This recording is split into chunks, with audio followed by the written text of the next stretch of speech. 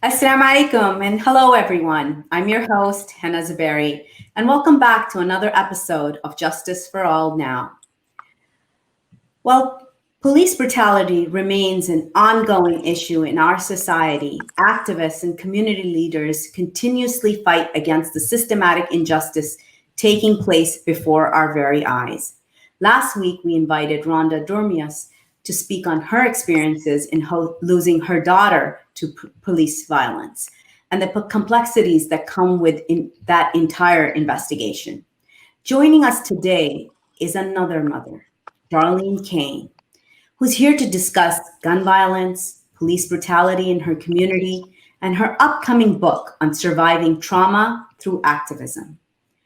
In addition, we're also honored to have Delegate Gabriel Acevero, to discuss a law that he has proposed in the Maryland House of Representatives called the Antoine's Law, which would require the public release of materials related to any investigation and any prior complaints against the officers involved. It also seeks to modernize standards for the use of deadly force by officers. Delegate Acevero is a Trinidadian American union organizer. He's a political activist and politician representing Maryland's 39th House District. He's a self-described democratic socialist, and his candidacy was endorsed by labor unions, immigrant right advocacy groups, and Senator Bernie Sanders' Our Revolution. Darlene Kane is an activist in the Baltimore area. She's part of the Coalition of Concerned Mothers. Thank you so much to both of you for being here today. Thank you for having Thanks me for having today. us. So, Darlene, I'm going to ask you we'll start off the conversation with your perspective. Black mothers have clearly been losing their sons and daughters for almost the entire duration of American history. And while George Floyd started calling, that moment that many people witnessed when George Floyd called out for his mother, who had already passed away 2 years ago. This highlighted the deep pain that many Black families have had to face. I wanted to ask you, how are you doing? Please share your story about your son being a victim of police brutality. Well, when I saw that video and I saw him calling for his mother, and then I looked and said he looked like he had died on that video, and all I could think of was mothers across the country, including myself, thinking before our children had their last breath, were they howling for us?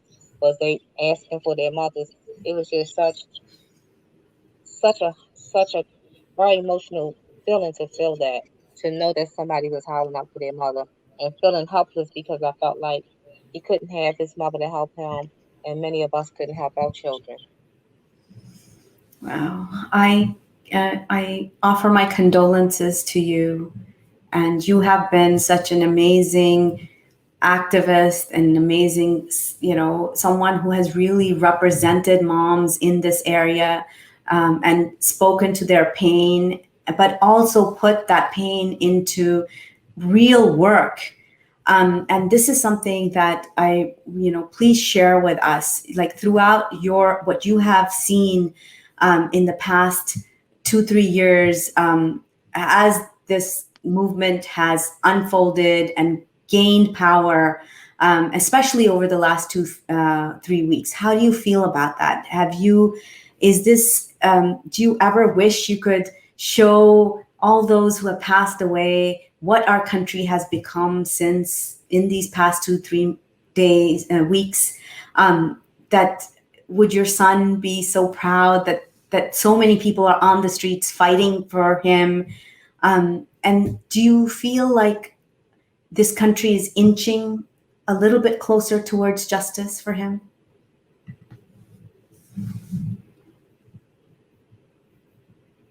In fact, I understand you correctly. during this journey that I've been going through fighting for justice, having the type of support that I have is what gave me the strength to carry on and continue this fight and being able to lobby and fight for new laws and new changes um, in Baltimore City and the state of Maryland. And this is all because I want to give hope back to the mothers and hope back to my community that we can stand up and that we can fight together. Mm-hmm. And this is where I deploy my strength, and this is how all of us can stand together and get the type of strength that we need to continue to fight and to continue to support one another. That's so powerful. That And in Baltimore City, I've seen so much police brutality. because it's not just you; it's so many more in your community as well.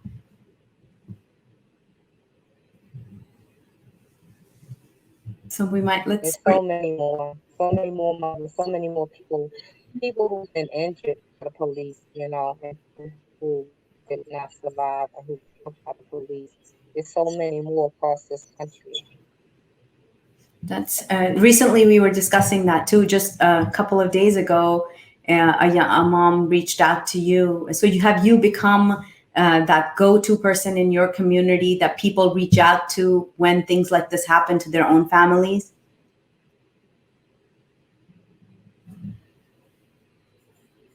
I think we're having. Yeah, a lot of people reach out to me in the community. A lot of people call me as soon as things happen in the community and being an activist.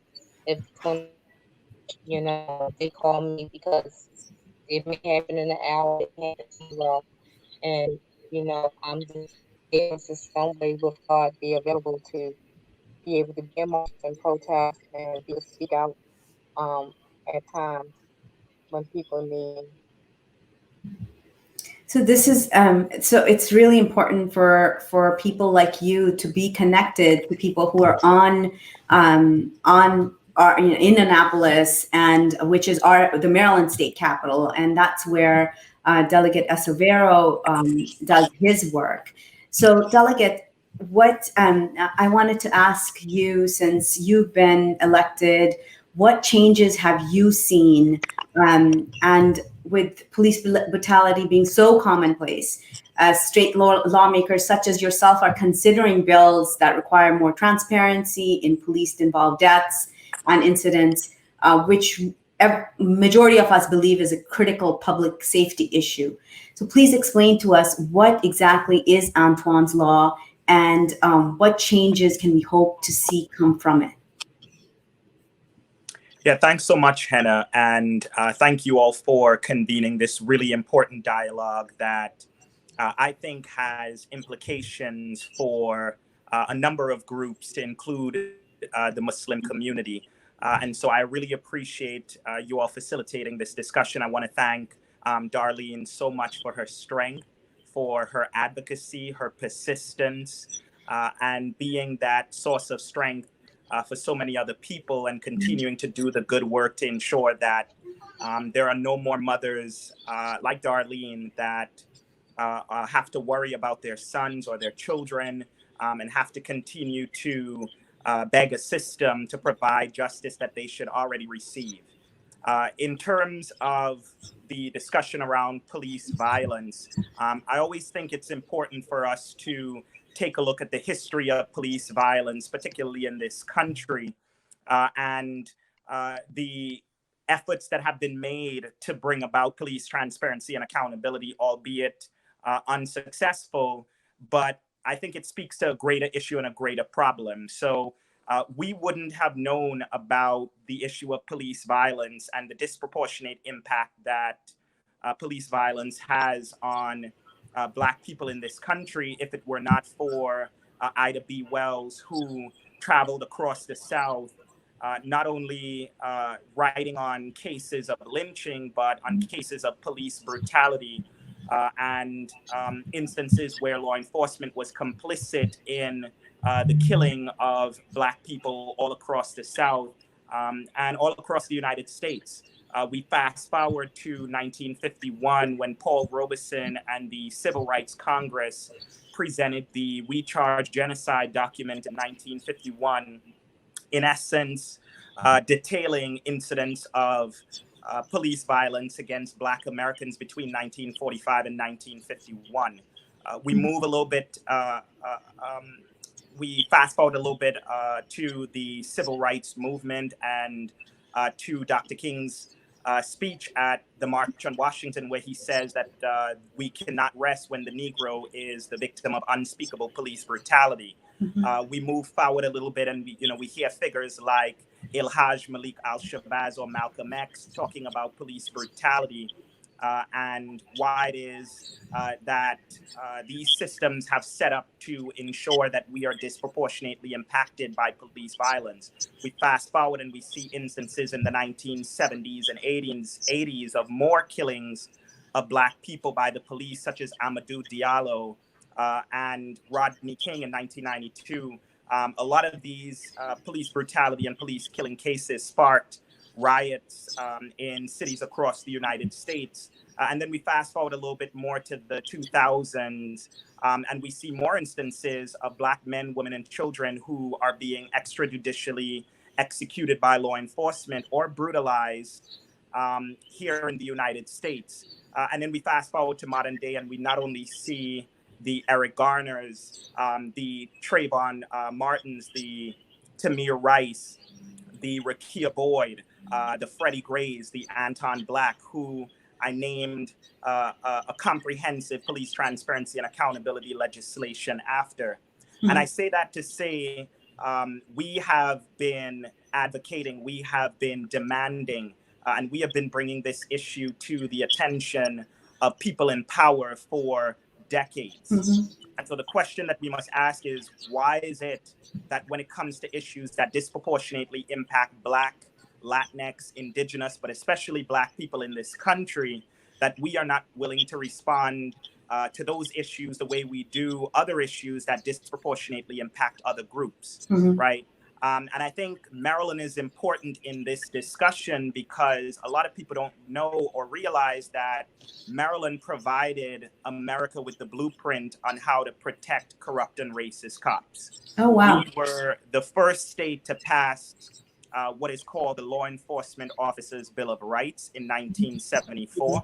Yeah. And in essence, the Law Enforcement Officers' Bill of Rights is a set of special privileges, not rights, privileges that law enforcement officers are given that not only prevents transparency in terms of investigations, not only prevents civilian oversight in terms of investigating the officer or officers involved, but it also gives law enforcement these special privileges when it comes to the judicial process.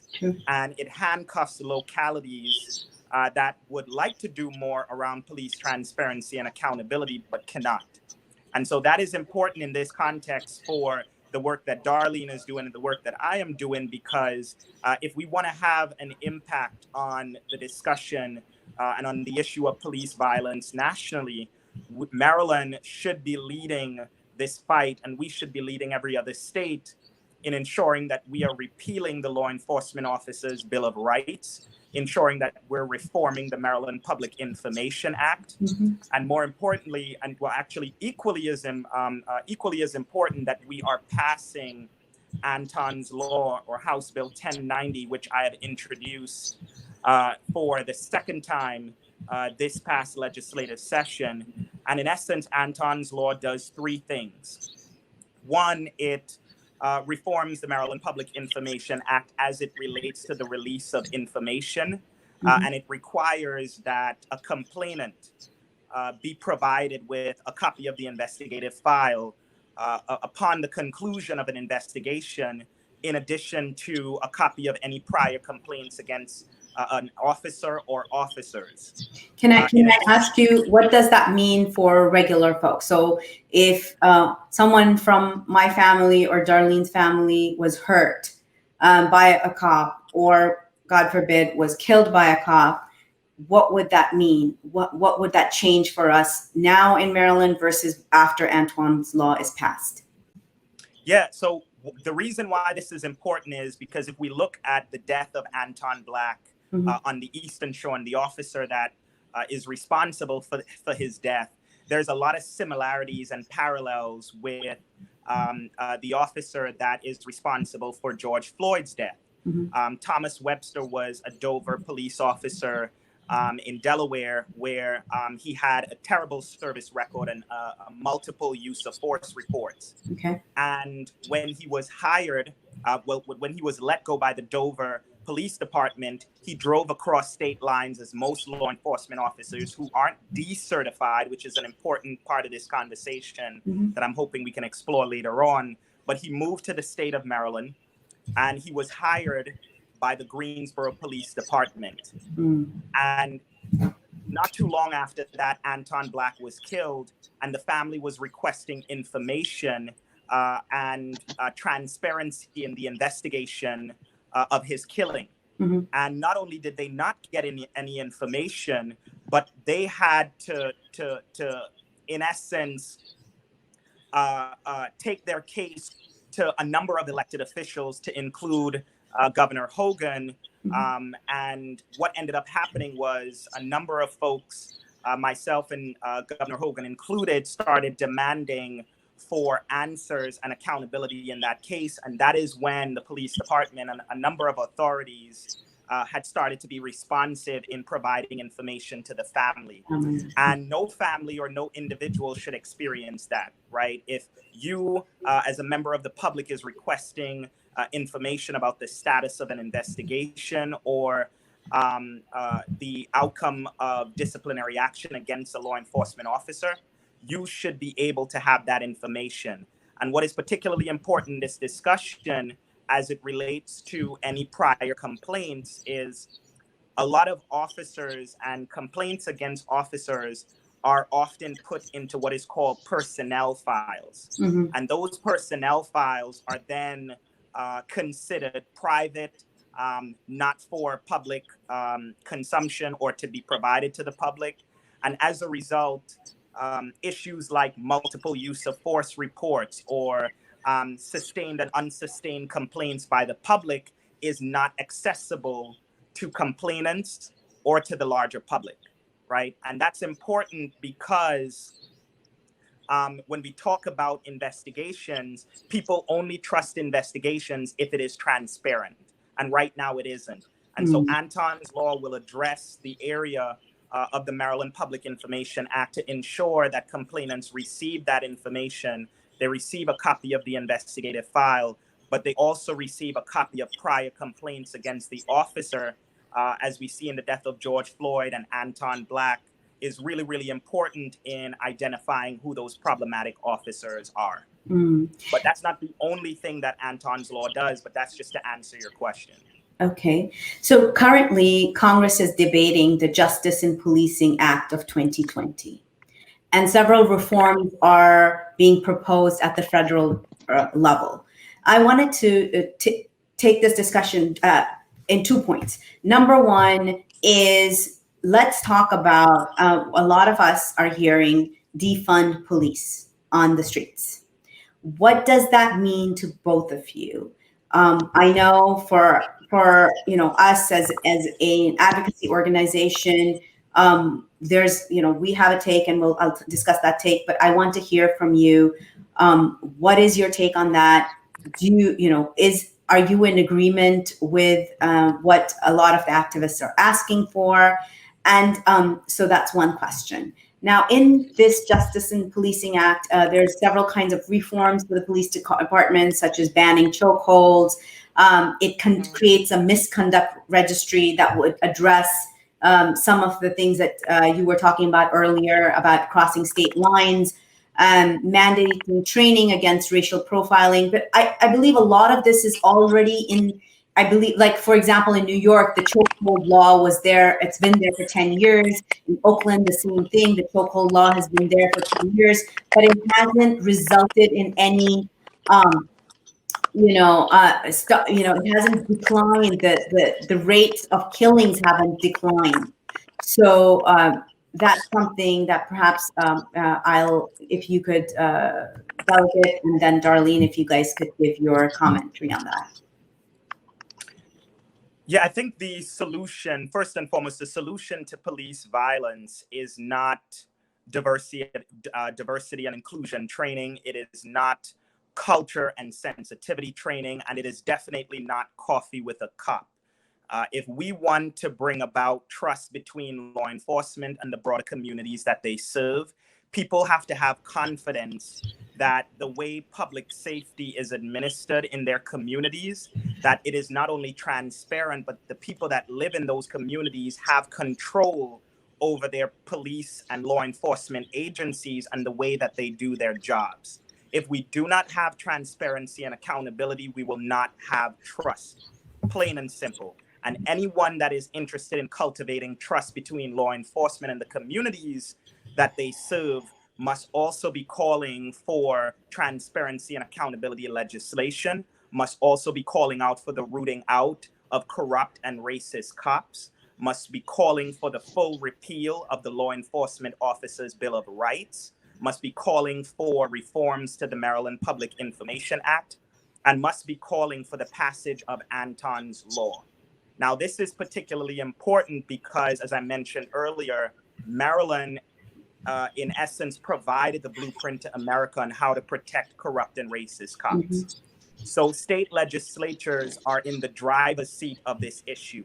Now, while I appreciate and I welcome actions at the federal and at the local level, and we see that, you see the Congressional Black Caucus putting together legislation and introducing it. We see cities and counties changing their department policies and also taking efforts to defund police departments. And I'd love to explore that a little bit more because I do support defunding the police. Now, the question is, what does that mean? Yeah, when we say defunding the police, what we mean is if we examine the current budgets of police and sheriff's departments in this country, we will see that hundreds of millions, and in some cases, like in New York or Los Angeles, where the budget for police departments are in the billions, right? And then we're seeing the over-militarization of our police departments. We're seeing the lack of transparency, and we're seeing the brutalization of people. Now, while we're seeing this, we're also seeing public schools, the doors to public schools being closed, right? You see in Baltimore City where children are going to school and there's no heat or there's no air conditioning, right? Or crumbling infrastructure, right? Or whether it's around summertime where there's a lot of youth that are looking for opportunities and looking for ways to hone their skills, and there are no youth jobs. There are no summer programs, right? When we talk about things like hospitals, right, still suing low-income patients in Maryland, right? This is money that can go towards all these important areas that improves quality of life and ultimately has a huge impact on crime. And so when we say defund the police, what we mean is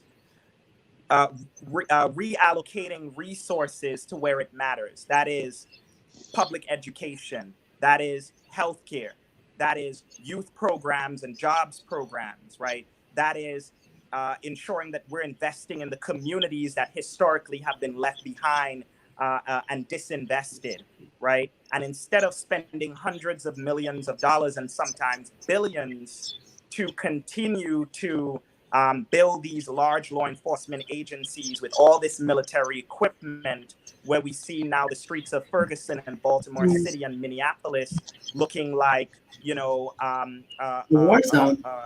looking like war zones, exactly. And the people who are charged with protecting and serving are looking like occupying forces, right? So, Darlene, it's important. Yeah, it's important for us to change the dialogue, but to also define what we mean when we say defunding the police. And that's exactly what it means. It means that there are other areas that we should be prioritizing in terms of our people. And we must stop prioritizing the funding and sometimes the overfunding of law enforcement agencies that only leads to more and more brutalization of people of color.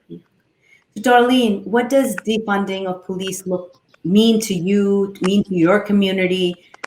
Where would you, I'd like to hear your perspective. Could you repeat it one more time, please? Yes, I wanted to ask you, what does defunding the police mean to you and your community? In our community, defunding the police to me would be that the funds will, what he said, the same thing for resources and jobs and education. Our children need more funding for their education. Housing, we have so many boarded up houses in Baltimore City, and we can be able to rebuild. This is the time that we can rebuild our city together. And so those two things is very, very important to me because I also teach children. I'm a reading partner, and a lot of parents right now could use that because they need help. Kids need a lot of books. They need to keep this education because they're doing the computer. They doing everything on the computers right now, and everybody can afford the computers. And throughout somewhere, parents is going to still need to be able to be teaching their children and keeping them to clarity because education going to still go on. It just don't stop when school closes True. and when school reopens. And so we need to do in our community is to keep encouraging the kids and the children and college students to keep reading about the police. And we're talking about defunded the police. So, That's so, very so important. So we need to this be is also educating our children as early as they can understand and educating teenagers and college students as well. And our senior citizens. We all need to be educated. so one thing is putting things in education, putting in healthcare. What about also one of the things that I have seen several times just within this work is that a lot of times when you have homeless people on the street, or you may have uh, someone going through a mental health crisis, and or it's a domestic violence situation, and at that point, instead of police being called in, armed police being called in, to have someone from health and human services, from social services being able to be sent in and increasing their budgets so that these volatile situations can be handled without guns, without, and by trained people who know how to deal, just having, imagine, from what I'm imagining is our homeless shelters have more vans to go pick up folks from the streets, right? So this is what else I think a lot of people that we're talking to are not understanding what defund police means, and we really have to put it in terminology that people understand, so that they can, you know. Exactly. We have a listener calling. I've never really liked coffee with a cop. Uh, so this is really important. So what now? When I look at this bill, it's a larger reform bill that is being one of the things that is not being addressed in there is qualified immunity, right? Mhm. So now the Supreme Court has been using qualified immunity to stop Mhm. cases against police officers for the longest time. This bill, I'm not sure. It says reform qualified immunity, but it's very different from Ayanna Presley's bill, which says end a qualified immunity. What are Yeah. your thoughts on that? So I think it is important for us to understand when we say reform, what we mean, and when we say repeal, what Mhm. it is that we mean. If we all agree that this justice system in the United States is fundamentally flawed and inherently racist, Mhm. as history and as multiple studies have shown, then we as legislators, we as activists and organizers should not be pushing for reform. We should be pushing for dismantling and repealing, right? That is the kind of a language that we should be using when we're talking about a system that is inherently unjust and inherently racist, Mhm. right?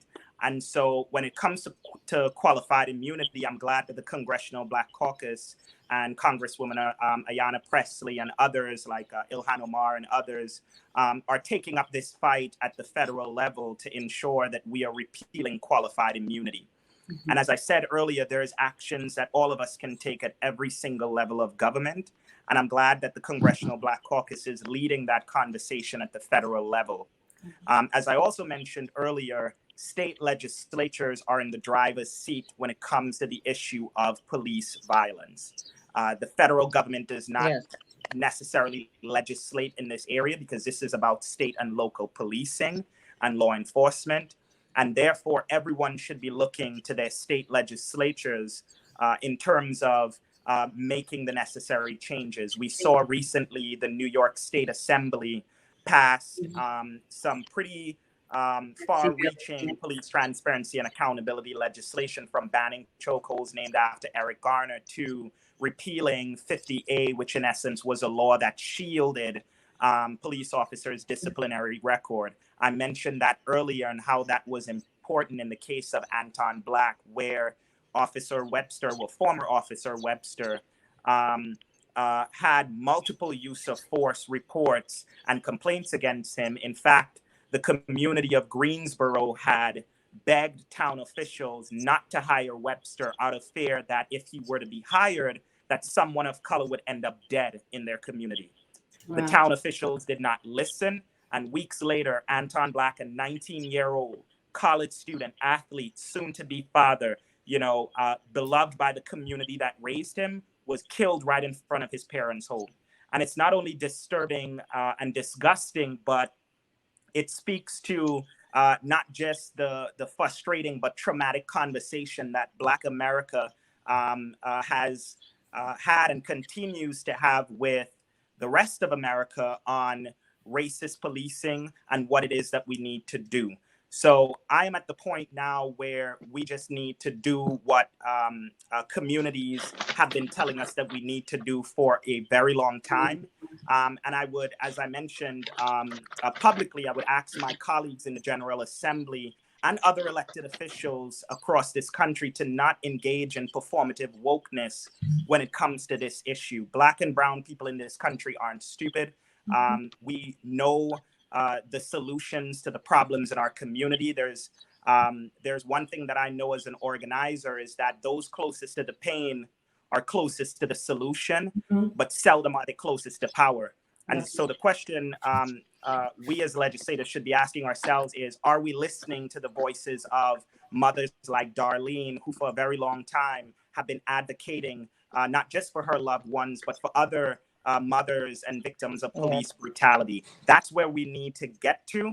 And I would implore everyone that while you are calling your congressional officials, while you are calling your city council members and your mayor, show up in your state capital, right? Talk to your state legislators, because all of this, right, police transparency and accountability is governed by state legislatures. They're in the driver's seat. That's where Darlene and I first met, in Annapolis. All right. And that's what I'm saying. So, when are we going to do something so that Darlene doesn't have to continue to show up in Annapolis, continue to have to share her trauma? Because that's something that we don't talk about in this conversation, is the trauma that families and victims have to revisit and recount when we testify in support of police transparency and accountability. And I find it not just disrespectful, but an affront to the family that they show up to Annapolis, they testify before, whether it's the House Judiciary Committee or the Senate Judicial Proceedings Committee, sharing their pain, sharing their trauma, the way LaToya Holly, the sister of Anton Black, has done since I've introduced this legislation, and we've done nothing. And that has to end. That has to end. And I think the solution, one of the solutions, is Anton's Law, not only because it provides transparency, but it also, and this is really important, it repeals the section of the Law Enforcement Officers' Bill of Rights that says that only a sworn officer can interrogate and investigate another sworn officer. That is in law. And so what that does is it weakens civilian review boards, like the Civilian Review Board in Baltimore City that was set up because they do not have the kind of a power that they need to look into situations like this and to provide proper civilian oversight. And lastly, and this is really important, is Anton's Law, a provision of it also establishes a statewide use of force standards here in Maryland. And that is particularly important because we know that use of force, and force is disproportionately used against Black people, but especially Black men and women. We've seen instances where Black children have been killed by police, like Tamir Rice. Yes. But when it comes to whether it's a Sandra Bland or Breonna Taylor or a Freddie Gray, there is this disproportionate level of force that is used against us that oftentimes is justified by the very people who are investigating these officers, and that is other officers. So we need to establish a statewide use of force standards with criminal implications that says, here is when it is appropriate and justified to not just use force, but excessive or deadly force. And if an officer or officers were to use force outside of those parameters, then there is also a case that prosecutors can make for the prosecution of that officer or officers. And I think that leads into another good part of discussion too about the role of prosecutors in all of this. Exactly. And this is so important too, especially for the folks in Maryland, because we have a county right here in Maryland, PG County is the most policed county in the entire United States.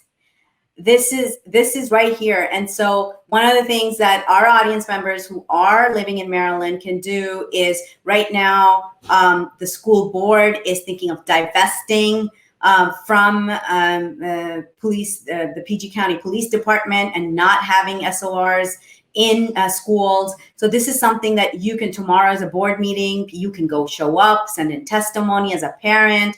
And I'm sure people who are watching from across the country, look into your school boards. Like Delegate Acevedo said, show up on your state capitals. Don't just rely on the federal government, because the federal government standards often at times don't apply to your local and county and state police.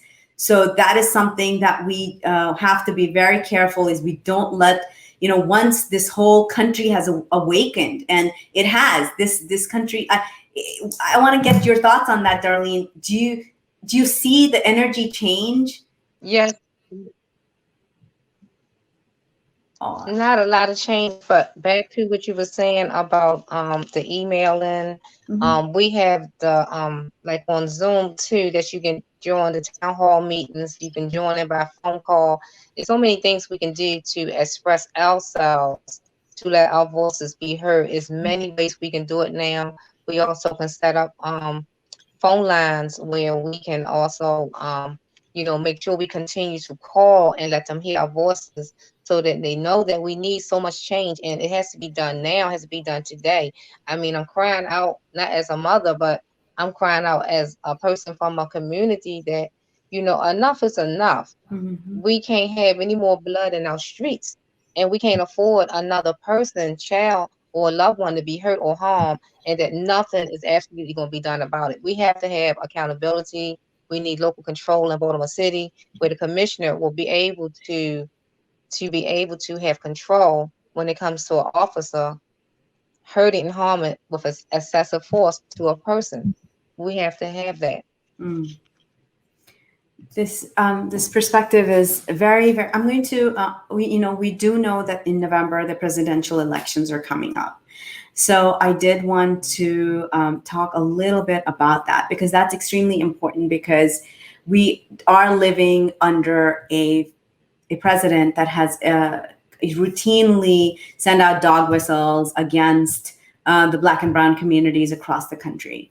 And now we have a presidential candidate from the Democratic side, who's, candidate for former Vice President Joe Biden released an op-ed on reform measures that he supports, and he agrees with closing the gap between Black and white entrepreneurs and ending disparities between Black and white communities in terms of housing. However, he has clearly said that he does not support giving money, that he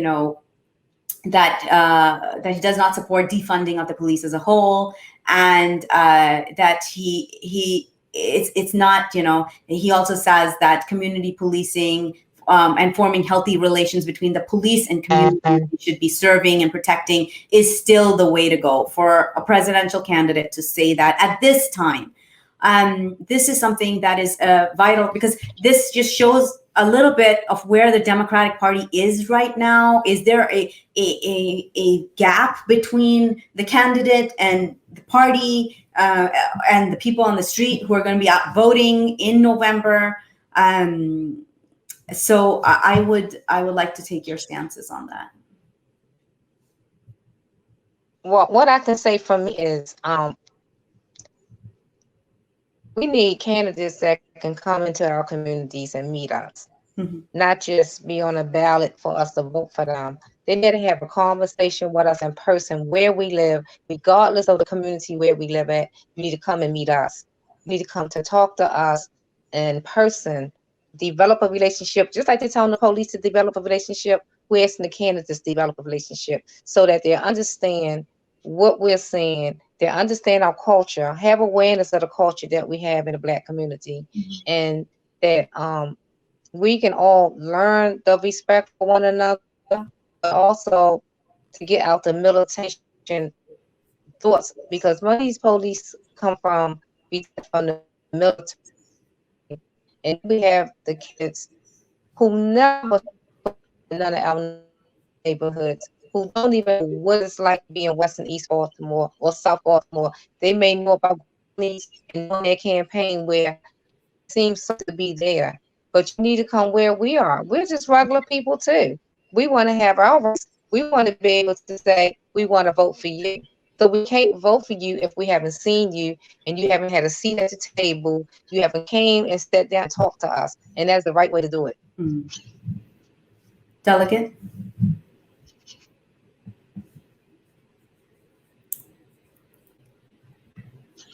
Oh, okay. I'll give him some time. There we go. Okay. I was just unmuted. Perfect. Thank you. So I agree with Darlene. I think we need candidates and we need elected officials who would meet us where we are, who would meet communities where they are. As I mentioned earlier, those closest to the pain are closest to the solution, but seldom are they closest to power. And so our communities, within our communities, exist the solutions to police violence. And any elected official or candidate that is seeking the Black vote in particular must not only meet us where we are, but must also be a champion of the policies and the initiatives that we have identified as a priority. If Black votes matter, and they do to the Democratic Party, but especially Black women, we know that Black women are the, I don't want to use an ableist term like a backbone of the party, but Black women in essence hold up the Democratic Party and ensures that it continues to not just have the power that it has, but even more power. And Black women are the folks who are being impacted the most, because what we know is that Black mothers' tears keep graveyard grasses green, right? Whether we're talking about Darlene, whether we're talking about Eric Garner's, Mother Tamir Rice's mother, Trayvon's mother, Michael Brown's mother, Black women are the ones who are feeling the most of the pain, whether it's brutalization against themselves or their loved ones or their children. And so if Black votes matter, then so should our lives. And if Black lives matter, then so should the policies that we have identified as priorities. And I don't think it is in the interest of any Democratic candidate or any Democratic elected official to, after being presented with those solutions, and candidates like Joe Biden and others have been presented with a number of solutions to police violence, I think it is incumbent upon them to then champion those policies if you're saying that community is important.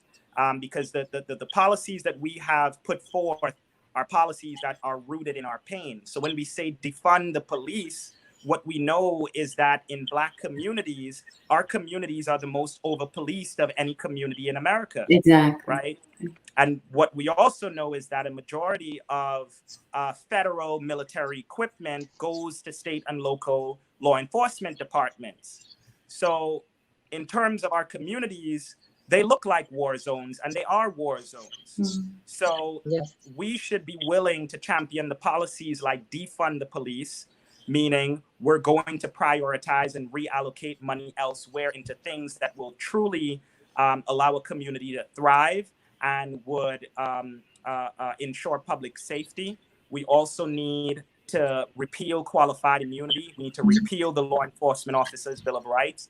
We need to hold prosecutors accountable who do not bring charges.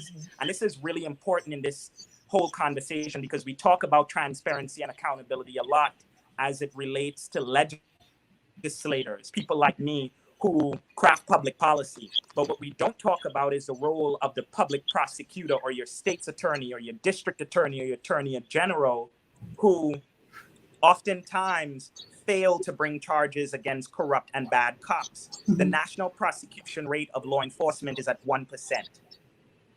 1%. 1%. Wow. Right? Whether it's Marilyn Mosby in Baltimore City or Aisha Braveboy in Prince George's County, these two Black women who are also state's attorneys should not be the anomaly. They should be the norm, right?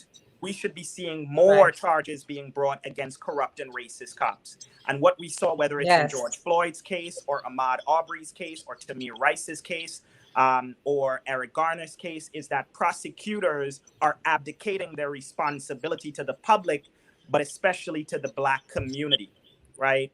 By taking up these cases, prosecuting these officers and getting justice on behalf of the victims and their families. And we're not seeing that. So what does that look like in terms of a solution, whether it's a special prosecutor to be dealing with cases of police brutality and violence, or whether it's, as we've been discussing in Annapolis, passing laws that in essence would force states and district attorneys to explain or to justify why it is they decline to bring charges against an officer and officers, because that's equally as important, right?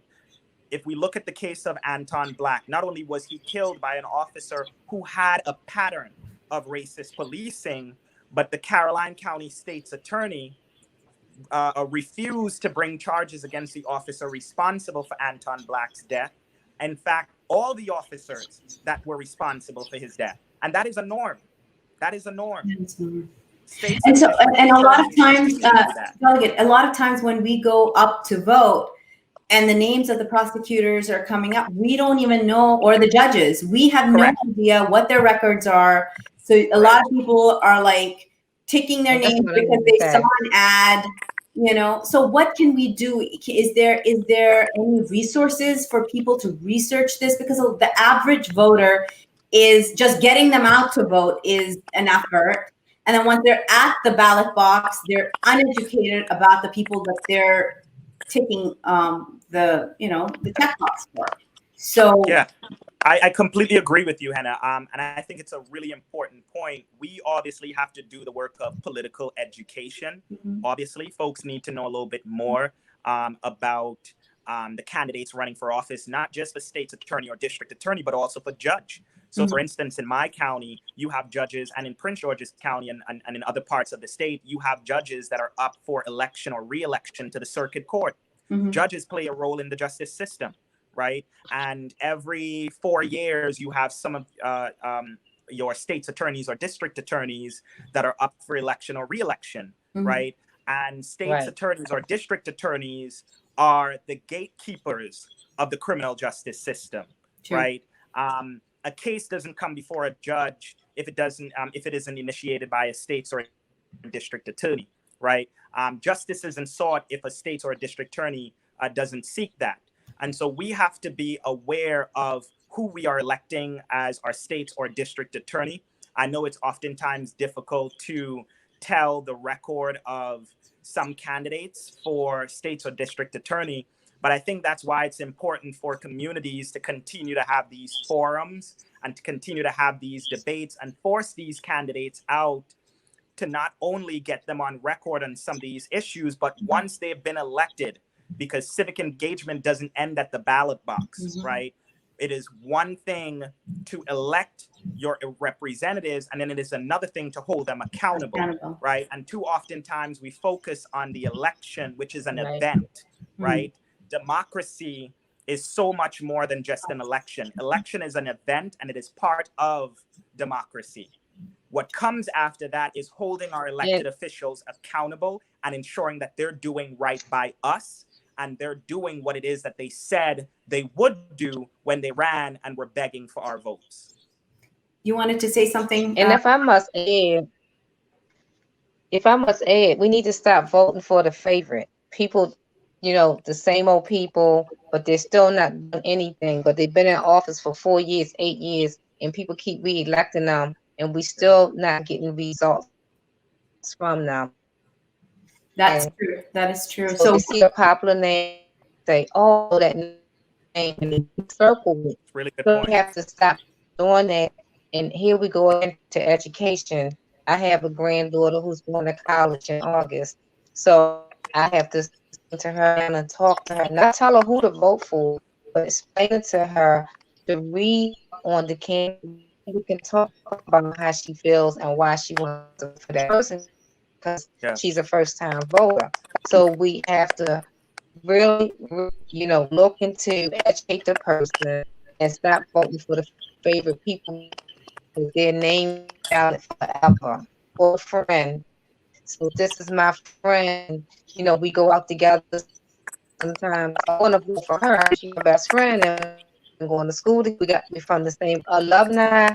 So that has great. We really have to do for the people who want to have change for us and help us in our communities and do that job. Do that job and listen to the community, make that change that we need. Change is important. Yeah. It's so important. Yep. And to it's add so to that, real and the quickly, person that you're voting for, it has to be important to them too because they're from a community. Yeah. They come from a community themselves, and they in their community no matter where they live at. True. and just to add real quick, Hannah, oftentimes these states attorneys and district attorneys races are what we would call down ballot races. So what do I mean by that? It means that they're on the ballot, but they're all the way down because they're usually county elected officials. And this is important because what we've seen from studies is that people have a lot of challenges and tend not to vote down ballot, right? So we would vote for president, we would vote for Congress, we would vote for a U.S. senator, we would vote for our state delegates and our state senators and our mayors, right? But when it comes to judges and when it comes to states and district attorneys, we're not voting all the way down the ballot. Exactly. And these are people who are either getting elected or re-elected on some really small margins and some pretty small, vote totals, right? And they're going into office and they're having so much power. And I don't think we realize how much power states attorneys, district attorneys have as it relates to the criminal justice system.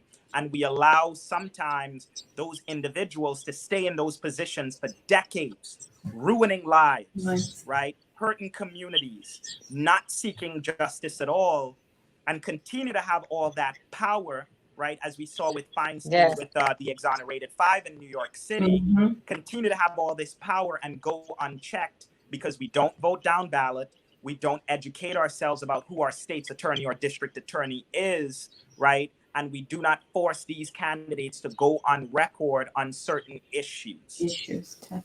Definitely. Darlene, we have a little bit of time left. I want to hear about your book.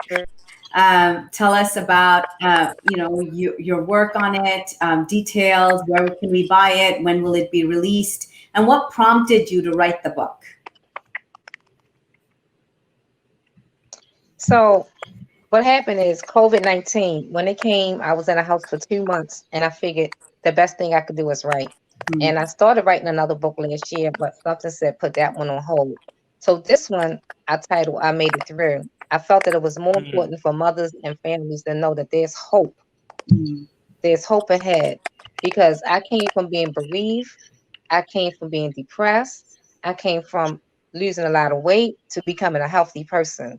And even though I went through what I went through, I never was on medication for 11 and a half years due the trauma that I experienced with Dale's death, reopening wounds each time I have to testify and tell my story wherever event that I'm at. So I'm letting people know, like, if you can eat healthy, you can exercise, you can practice, you can take walks and everything for free. You don't have to pay anything for this. This is something that you can reward yourself with, and that is good health. And the best way to be an is to take care of yourself first. So if you can be healthy, you can be in any fight that you want to put yourself in, and you can and you can think clearly. And that's what we need. We need people who can feed their minds and feed their bodies to be able to fight this fight. Because in your body, you're not feeding yourself. You can't help me, I can't help you, and we can't help each other. So we are soldiers in this. We got to take care of our bodies and we got to nourish ourselves. And with this book, I wrote a journal, it's publicized in a journal as well. So when my book comes out, my journal comes out in 2019, I decided to write 2 chapters, and I have 2 more chapters and we'll I'm having a little bit of trouble hearing you. But do it all. I hope I die, and I'm stronger every day. yeah, so people, please And so I'm hoping that come with out. me write this book. I Made It Through by Darlene Kane. It's about health. It's about her activism. It's about making it through her pain. So please do go out and support and buy it once it hits the shelf. And I'm going to leave the last words to you, Delegate. Well, Henna, I want to thank you so much, and all of the folks who were responsible for organizing and facilitating this discussion. It's a really important issue that we cannot afford to relax on our laurels about, because what that means is that more families and more mothers like Darlene and so many others will continue to be forced to share these traumatic and horrific stories of police brutality and police violence. I also want to thank Darlene for all of her advocacy, for all of her agitating and pushing these many years. I am going to look out for I Made It Through, because it truly takes a lot of strength and a lot of courage to not only survive through all of this, but to then pick yourself up and to go advocate for the kind of policies that our communities need. So I thank you so very much for that. And lastly, what I would say is to all of our allies and to all of the people who are non-Black and care about Black lives and care about this issue, I will say to you that once the crowds have quelled and people have gone back into their homes, once the elected officials who love to engage in performative wokeness are finished, once the sensationalism around Black death has dissipated, will you show up in Annapolis? Will you show up in spaces of power for the families and for the victims who continue to share their trauma and call for change? Because that is how you show solidarity. That is how you show allyship, not by writing some hashtag Black Lives Matter or showing up to a protest, albeit all of that is important. If Black Lives Matter, then we have to pass the policies that will prove that. And you are needed in this fight. We don't fight racism with racism. We fight it with solidarity. And we need all of our allies and everyone who's concerned about this issue to stand in solidarity with us in Annapolis, so that we can repeal the Law Enforcement Officers' Bill of Rights, reform the Maryland Public Information Act, pass Anton's Law, and ensuring that we're holding prosecutors accountable who don't bring charges against corrupt and racist cops. Thank you so much for that, and thank you for both for being on the show. We're honored to have both of you here, and I can tell you guys, when we're at the state capitol, just parking there is expensive. We need to be putting our money where our mouth is and helping these advocates when they get on those, their cars and they come up there. A lot of them are taking time off from work that they cannot afford. We need to be supporting these activists. We need to be helping out in monetary ways. If you show up, like seriously, just get, having people, bodies there makes such a big difference when there's a packed house and everybody's there advocating for the same thing. So as Delegate Acevera said, we hope to see each and every one of you who's watching in your state capitals, wherever you may be watching, if you're serious about Black Lives Mattering. Yes. Thank you so much.